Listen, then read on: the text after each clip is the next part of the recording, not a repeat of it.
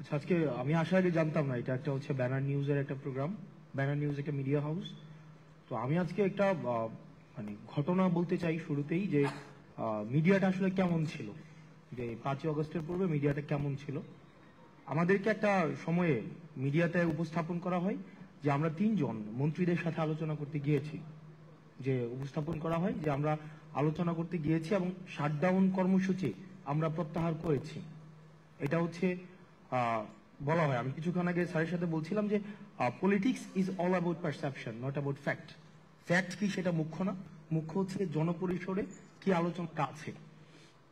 তো 18ই জুলাই এই ঘটনাটা আসলে মানুষের পারসেপশনে এটাই ছিল, বিভিন্ন টিভি হাউসে এটাই প্রচার হয়েছিল যে 3 সমন্বয়ক গিয়ে হচ্ছে 3 মন্ত্রীর সাথে দেখা করে সব দাবি যেহেতু মেনে নেওয়া হয়েছে, সুতরাং আন্দোলন প্রত্যাহার, শুনতে পাওয়া যাচ্ছে, আন্দোলন প্রত্যাহার করা হয়েছে এবং শাটডাউন কর্মসূচি প্রত্যাহার করা হয়েছে। এটা ছিল নিউজ। এবার চলেন পিছনের ঘটনাটা দেখি, যেটা আপনাদেরকে জানানো হয় নাই।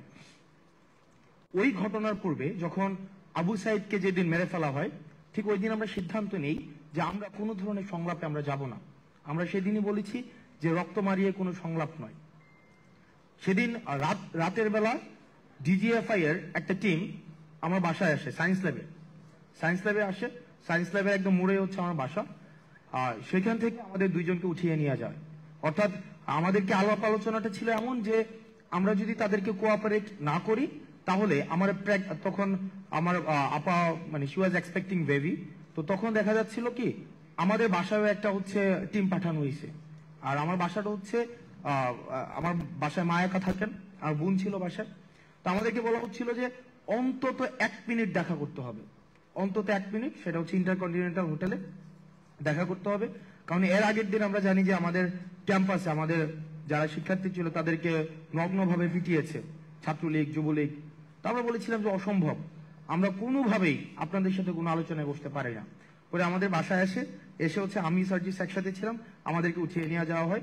এবং এখনো পর্যন্ত আপনারা যারা জার্নালিস্ট আছেন আপনারা খোঁজ নিলে পারেন, সেটা হচ্ছে আমাদেরকে সরাসরি হচ্ছে যে যমুনা পদ্মাতে নিয়ে যাওয়া হয়। আমরা পদ্মাতে যাই, সাথে সাথেই 3জন মন্ত্রী হচ্ছে পদ্মাতে প্রবেশ করেন। তৎকালীন সভামন্ত্রী নওফেল, আনিসুর, ওই যে আইনমন্ত্রী ছিলেন আনিসুল হক, তারপর হচ্ছে যে আরাফাত, এই 3জন সাথে সাথে প্রবেশ করেন। তো আমরা ডিজিএফ এর যে প্রতিনিধি দলটা ছিল আমরা বলি যে আপনারা এই 3জনের সাথে আমরা কোনোভাবেই বসতে পারি না, আপনারা আমাদেরকে ভয়ভীতি দেখিয়ে এখানে নিয়ে আসছেন, অসম্ভব, কোনোভাবে আমরা এখানে বসবো না। পরে ডিজিএফ এর তৎকালীন যিনি চিফ ছিলেন মেজর জেনারেল হামিদ, ওনাকে পরে সরিয়ে দেওয়া এবং ওনার যেই পরবর্তী GS1 বা ওনাদের যেই হায়ারার্কি থাকে সবাই ওখানে আসেন ওই পদ্মার মধ্যে। দেন আমাদেরকে একরকমের ভার্বালি ফোর্স করতে থাকেন যে আমাদের ওনাদের সাথে কথা বলতেই হবে। আমরা বলিনি। পরে হচ্ছে ওনারা আমাদেরকে যেহেতু কনভিন্স করতে পারছে না, পরে ওই 3 মন্ত্রীকে 30 মিনিটসের মধ্যে বলে যে ওরা বসবে না। পরে আমাদের সামনে দিয়ে আবার হচ্ছে ওনারা চলে যান। আমরা ওনাদের এন্ট্রেন্সটাও দেখি, এক্সিটটাও দেখি, মানে আমরা 2জন কোনোভাবেই কনভিন্স হই না। তো যেহেতু আমাদেরকে কথা ছিল আমাদের বাসায় ফেরত দিয়ে যাবে, ওই দিন আমাদেরকে বাসায় ফেরত দেয়নি। তখন আমাদেরকে একটা সেফ হোমে নিয়ে যাওয়া হয়। সেফ হোমটা এখনো আছে কিনা আমি লোকেশন দিচ্ছি, সেটা হচ্ছে যে আমাদের মৎস্য ভবনের অপোজিট সাইডে আন্তর্জাতিক মাতৃভাষা ইনস্টিটিউট। বাইরে থেকে কোনোভাবে বোঝা যাবে না যে এটা একটা ডিজিএফআই এর সেফ হোম। বাইরে থেকে মনে হবে একটা পরিত্যক্ত বাড়ি, কিন্তু আপনি যখন ভিতরে প্রবেশ করবেন দেখবেন সেখানে মডার্ন এমিনিটিস সবকিছু সেখানে অ্যাভেলেবেল, কনফারেন্স রুম রয়েছে, সবকিছু রয়েছে। সেখানে আমাদেরকে সন্ধ্যাবেলায় নিয়ে যাওয়া হয়। দেন পরবর্তী 2 দিন আমাদেরকে সেখানে মানে আটকে রেখে যত ধরনের ফোর্স করা যায়, ভার্বালি, ফিজিক্যালি, যত ধরনের। এবং রাষ্ট্রে এমন কোন আইন প্রয়োগকারী সংস্থা নেই যারা আমাদের সাথে ওই সেই ফোমে বসে নাই। এবং মেন্টালি যত ধরনের টর্চার করা যায়। একবার আমাকে বলে যে সার্জিস রাজি হয়ে গিয়েছে, সুতরাং তুমি যদি রাজি না হও তাহলে তোমার ভবিষ্যৎ তুমি দেখবা। এবং আমরা সেখানে মিডিয়ার ভূমিকাতে পড়ে আসছি। আজকে আমরা মিডিয়াকে দেখছে সব জায়গায়, আমি মিডিয়ার উপরে প্রচন্ড পরিমাণ ক্ষুব্ধ।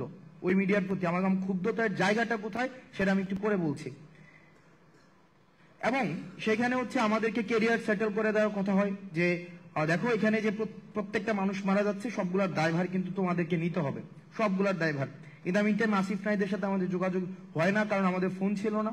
আমরা বারবার চেষ্টা করছিলাম আমরা যোগাযোগ করব, আমরা কোনোভাবেই তাদেরকে আমরা সংযোগ করতে পারছিলাম না। তো আমাদেরকে বারবার বলা হচ্ছে যে বিদেশে এবং আমাদেরকে বলা হচ্ছে যে দেখো তোমরা যদি একটা সেটেলমেন্টে আসো, তোমাদের যে কেরিয়ার, ওই কেরিয়ার হচ্ছে আমরা সেটেল করে দেবো, তোমাদের বিদেশে বলো দেশে বলো যাই বলো না কেন। এবং ওনারা আমাদেরকে বলছিলেন এই ভদ্রলোকের কেরিয়ার অলরেডি সেটেলড, কিন্তু আমরা কোনোভাবেই নেগোসিয়েশনে যেতে যাচ্ছিলাম না এবং আমরা কোনোভাবেই বসতে যাচ্ছিলাম না। তো সর্বশেষ আমাদেরকে ওই দিন আমি হাসিবকে নিয়ে আসি, কারণ আমি কোনোভাবেই আমি বিষয়টাকে যে কিভাবে অ্যাড্রেস করবো, তা হাসিব আমার সাথে ফোনে যোগাযোগ করে হাসিব নিয়ে আসে। হাসিব যেহেতু মাদ্রাসার স্টুডেন্ট ছিল, হাসিবের প্রতি আরো বেশি তাদের ক্ষোভটা বেশি ছিল। দেন সর্বশেষ স্টোরি শর্ট করি, সেটা হচ্ছে যে সর্বশেষ আবার ডিজিএফ এর একদম পুরা যে টিমটা, ওই টিমটা ওখানে আসেন। ওই দিন হচ্ছে যেদিন আমরা পদ্মাতে যাই। তারপরে আমাদের কথা হচ্ছে আমরা সেখানে যাব, কিন্তু মিটিং করব না, আমাদের যে দাবিগুলো আমরা সেই দাবিগুলো দিয়ে আসবো। সেখানে সার্জিস আমাকে বলে যে দেখো ওনারা যেহেতু বলছেন মিডিয়া সেখানে আসবে, সুতরাং আমরা অন্তত মিডিয়ার সামনে আমাদের যেই বর্তমান পরিস্থিতি সেটা আমরা উপস্থাপন করতে পারবো। ওনারা যদি মেরে ফেলবে, কিন্তু আমরা ওখানে উল্টা স্ট্যান্ড নিব। তখন আমরা ওই সিদ্ধান্ত নিয়ে আমরা পদ্মাতে যাই, কিন্তু আমরা একটা মিনিটের জন্য ওনাদের সাথে আমরা কোনো বসি নাই। আমরা 8 দফা দাবি, 9 দফা থেকে 8 দফা আসছে, সেটাকেও ওনারা কেটে দিয়েছে, সেটাকেও ডিজিএফআই নিচে কেটে দিয়েছে।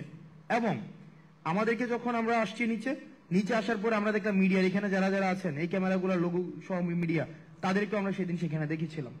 এবং আমরা সেখানে আমাদের সাথে যা হয়েছিল আমরা স্পষ্টভাবে সেই ঘটনাগুলাই বলেছিলাম। দুঃখজনক হলেও সত্য, আবার যখন আমাদের সেই ফোনে নিয়ে আসা হয়, আমরা দেখেছি ডিজিএফআই ফোন দিয়ে সেটাকে ইন্টেনশনালি এই প্রত্যেকটা ভিডিওকে কাট করেছে। এবং আমরা দেখেছি যে না এই হেডলাইন যাবে না, আপনারা এই হেডলাইন দেন, ভিডিওর এই অংশ যাবে না, আপনারা ওই অংশ দেন। এবং নগ্নভাবে দেখেছি তৎকালীন মিডিয়ারা তারা যে প্রেসক্রিপশন দিয়েছে ওই প্রেসক্রিপশন অনুযায়ী হচ্ছে ভিডিও প্রচার করেছে, ওই প্রেসক্রিপশন অনুযায়ী হচ্ছে বক্তব্য প্রচার করেছে। আমরা স্পষ্টভাবে বলেছিলাম র ভিডিও এখন আমার কাছে আছে, যেটা কোনো সংলাপ নয়, এবং আমরা কোনো শাটডাউন কর্মসূচি প্রত্যাহার করব না। কোন শহীদের রক্তের সাথে মারিয়ে এসে আমরা কোনো সংলাপ করতে পারি না। কোনো বক্তব্য সেদিন আমাদের প্রচার করা হয় নাই। এখানে সবগুলা মিডিয়া যারা যারা আছেন, সবগুলা মিডিয়া সেদিন পর্দার সামনে ছিলেন। এখানে সবগুলা মিডিয়া সেদিন পর্দার সামনে ছিলেন, সবগুলা মিডিয়া। হয়তো আপনারা ছিলেন না, কিন্তু আপনাদের হাউসের অন্যরা হয়তো বিট করতে এসেছিলেন, সবাই ছিলেন। কিন্তু সেদিন কিন্তু আমাদের বক্তব্য প্রচার করা হয় নাই, আমাদেরকে ন্যাশনালি ভিলেন বানানোর এখানে অপচেষ্টা করা হয়েছে। এবং ওই 2 দিন আমরা ওই সেফ রুমে বসে বসে দেখেছি যে মিডিয়া আসলে মিডিয়া হাউস থেকে নিয়ন্ত্রণ করা হয় না, এটা গণভবন থেকে প্রেসক্রিপশন দেওয়া হয় এবং প্রত্যেকটা জিনিস ডিজিএফআই নিয়ন্ত্রণ করে। এবং 2 মিনিটের নোটিশে হেডলাইন গুলো পরিবর্তন করে দেওয়া হয়।